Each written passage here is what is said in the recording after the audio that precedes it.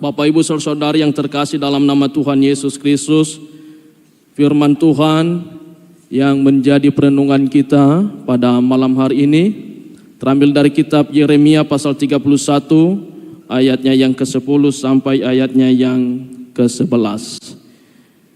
Dari kitab Yeremia pasal 31 ayat 10 sampai ayatnya yang ke-14. Beginilah firman Tuhan. Dengarlah firman Tuhan, hai bangsa-bangsa. Beritahukanlah itu di tanah-tanah pesisir yang jauh. Katakanlah, Dia yang telah menyerahkan Israel akan mengumpulkannya kembali dan menjaganya seperti gembala terhadap kawanan dombanya. Sebab Tuhan telah membebaskan Yakub, telah menebusnya dari tangan orang yang lebih kuat daripadanya. Mereka akan datang bersorak-sorak di atas bukit Sion. Muka mereka akan berseri-seri karena kebajikan Tuhan, karena gandum, anggur, dan minyak, karena anak-anak kambing domba dan lembu sapi. Hidup mereka akan seperti taman yang diairi baik-baik. Mereka tidak akan kembali lagi merana. Pada waktu itu, anak-anak darah akan bersukaria, menari beramai-ramai.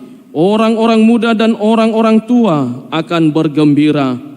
Aku akan mengubah perkabungan mereka menjadi kegirangan, akan menghibur mereka dan menyukakan mereka sesudah kedukaan mereka. Aku akan memuaskan jiwa para imam dengan kelimpahan, dan umatku akan menjadi kenyang dengan kebajikanku. Demikianlah firman Tuhan. Sedemikian jauh pembacaan firman Tuhan, saya akan sapa kembali Bapak Ibu dengan penuh semangat. Selamat tahun baru, Salam. Salam. Dan sukacita, amin. Kita selalu bersyukur Bapak Ibu di mana Tuhan telah mengizinkan kita untuk menginjakan kaki di minggu ini. Sudah tanggal 5 Januari dan pasti Tuhan akan menolong kita pada minggu kedepannya, bahkan di tahun-tahun berikut ini, tahun 2025. Bapak, Ibu, saudara-saudari semuanya, karena kasih dan anugerah Tuhan, dan kita selalu bersyukur kepada Tuhan karena Dia masih memberikan kita kesempatan yang indah. Terlebih kita dapat beribadah, kita dapat berkumpul dan bersekutu bersama di dalam memuliakan nama Tuhan. Terlebih yang menjadi tema kepada kita pada malam hari ini yaitu Tuhan yang membebaskan umatnya. Tuhan yang membebaskan umatnya. Bapak Ibu, ini kata-kata yang sangat bagus sekali mengenai membebaskan. Siapa yang tidak senang dengan kata pembebasan? Siapa yang tidak bahagia kalau ada orang yang membebaskan kita?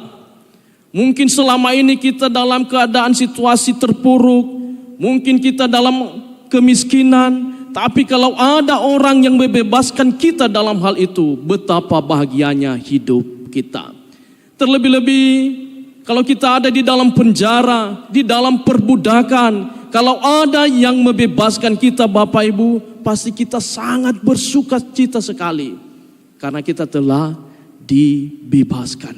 Sehingga firman Tuhan pada saat ini dalam tema kita, Tuhanlah yang membebaskan umatnya. Apa yang dibebaskan dalam hal ini dan bagaimana Tuhan nanti membebaskan umatnya, inilah firman Tuhan yang akan kita dengarkan saat ini. Bapak Ibu saudara-saudari, mengenai pembebasan juga ini terjadi kepada umat Tuhan yaitu orang Israel. Ketika mereka telah dibuang, diperbudak di bangsa Babel. Pasti yang terjadi pada saat itu mereka ada di dalam keterpurukan, kesedihan, duka cita yang mendalam, bahkan kegelapan yang terjadi di dalam kehidupan mereka. Namun mereka berseru kepada Tuhan karena mereka tidak bisa mengeluarkan mereka dari tempat perbudakan itu, dari kegelapan itu selain daripada Tuhan sendiri. Makanya karena hamba Tuhan, Nabi Tuhan yaitu di dalam Yeremia ini, dia mengatakan kepada orang Israel, ayatnya yang ke-10 tadi, katakanlah, Dia yang telah menyerahkan Israel akan mengumpulkannya kembali. Dia yang telah menyerahkan Israel akan mengumpulkannya kembali. Artinya Bapak Ibu bahwa orang Israel bisa sampai di tempat perbudakan itu karena seizin daripada Tuhan. Bahkan dia mengatakan di sini dia telah menyerahkan, dia telah membuang orang Israel. Itu orang Israel adalah bangsa pilihan Tuhan sendiri. Tetapi kenapa mereka dibuang? Itu karena kesalahan dosa-dosa mereka, karena pelanggaran mereka. Sehingga Tuhan menyerahkan mereka, Tuhan membuang mereka ke tanah pembuangannya itu Babel. Artinya Bapak Ibu, di sini Tuhan menekankan bagaimana kuasa Tuhan. Bahwa Tuhan itu tidak kompromi dengan dosa siapapun dia sekalipun bangsa pilihannya. Kalau bangsa pilihannya itu berdosa, dia akan hukum itu. Dia tidak segan atau apa yang dia lakukan, dia pasti hukum. Tetapi dibalik juga hukumannya, begitu besar kasihnya itu. Sangat besar kasihnya Bapak Ibu. Dia katakan di sini akan mengumpulkannya kembali. Sehingga yang menjadi perenungan kita pada malam hari ini, yaitu pertama, Tuhan yang setia mengumpulkan umatnya. Ini tadi di dalam ayatnya yang ke-10. Ini adalah gambaran Tuhan sebagai gembala yang setia, menunjukkan kasih dan perhatiannya yang besar. Di dalam pembuangan orang Israel di Babel, dia memberikan gambaran bahwa dirinya itu seperti gembala terhadap kawanan domba. Seperti gembala, bagaimana gembala mencari, memelihara, mengobati domba-dombanya ketika sudah tersesat, ketika sudah terluka, ketika sakit. Itu pekerjaan gembala itu, memelihara domba-dombanya. Dan itulah Tuhan dalam gambaran firman Tuhan pada saat ini. Artinya Bapak Ibu, bahwa ketika kita berdosa, melanggar tita-tita Tuhan, Tuhan pasti akan hukum itu. Dan tidak selamanya juga Tuhan itu marah kepada kita.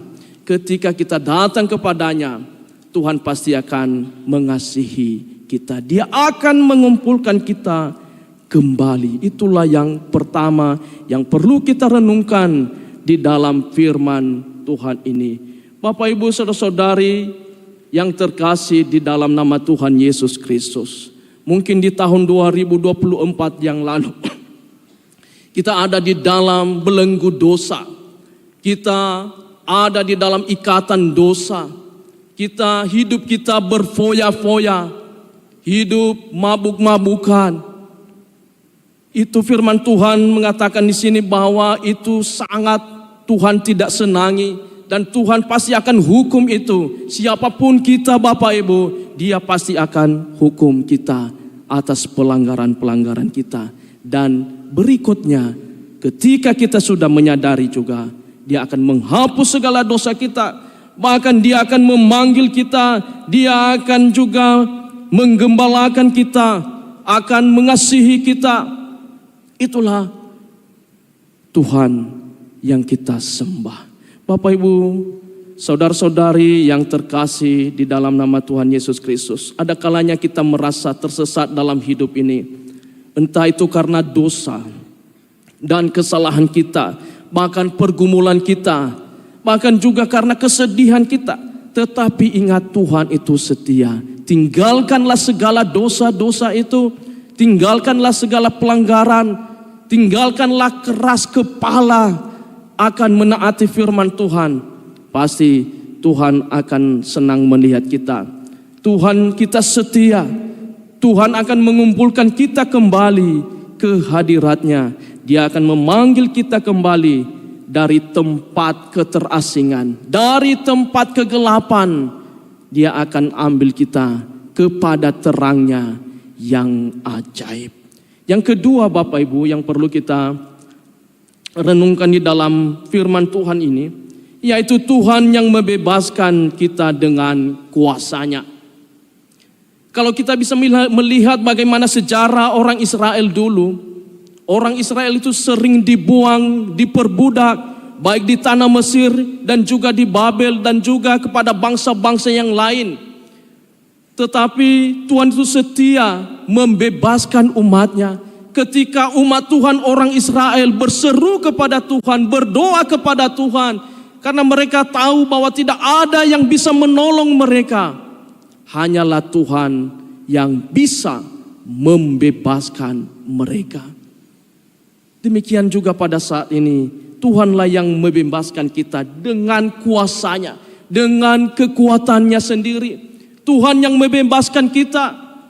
Terlebih-lebih Tuhan yang membebaskan kita dari segala dosa-dosa kita, dari segala pelanggaran kita. Darahnya yang telah mengalir di atas kayu salib telah menyucikan kita, Bapak Ibu, sehingga kita sama pada malam hari ini kita dilayakan untuk memuji, memuliakan nama Tuhan.